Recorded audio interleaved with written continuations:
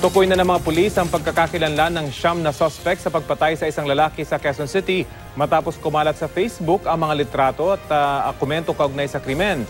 Balita hatid ni Cesar Apolinario.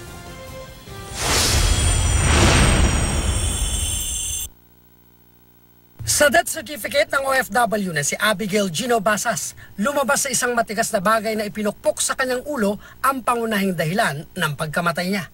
Hindi malinaw sa CCTV video kung may hawak na bakal ang di bababa sa 5 suspect na nakaalita ni Basas at isa pang lalaking biktima.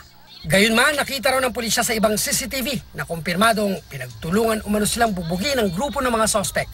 May ilang umawat pa na karamihay mga babae. Tinututukan din ng pulisya ang mga trending na Facebook post kaugnay ng pagkamatay ni Basas, lalo't marami sa mga impormasyong ipinost ng ilang netizen na katulong sa pagtukoy sa pagkakakilanlan sa 10 individual na nasa litrato. May isang FB user pa ang nagkwentong gumamit ang brass knuckles ang suspect. Nakatutok dito ang investigasyon ng pulisya. Laking tulong ang naitulong ng sambayanan, lalo na yung mga netizen natin.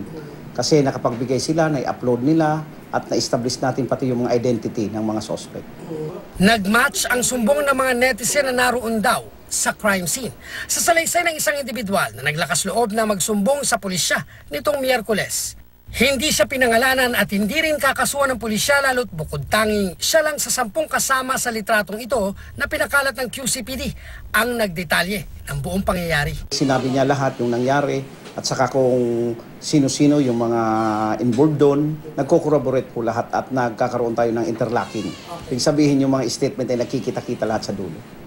Kaya napangalanan na ang siyam na suspect na responsable sa pagpatay kay Basas. Kabilang ang umano'y pasimuno ng gulo na nakilalang si Muhammad Marsan Pitilan na nakasagian ni Basas sa loob ng bar.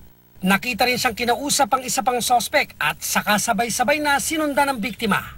Ang mga sumugod na gaya ni Marsan Pitilan na sasampahan din ng kasong murder at frustrated murder sina Jamil Haron Benito, Cyril Angelo Rada, Earl Brian Kaliwag Grande, Angelo Mark Morata. Tinutugis sa sila ngayon ng mga otoridad. Dawit din ang 4 na babae na tukoy na rin ang mga pangalan. Bagaman di sila nakitang kasamang nambugbog, sasampahan din ang parehong kaso lalo't hanggang ngayon nagtatago pa rin sila. We're appealing to all of this, itong siyam na ito, to see us, for them to shed light on the investigation. Nakaburol pa rin ang mga labi ni Basas sa kanilang bahay sa Quezon City.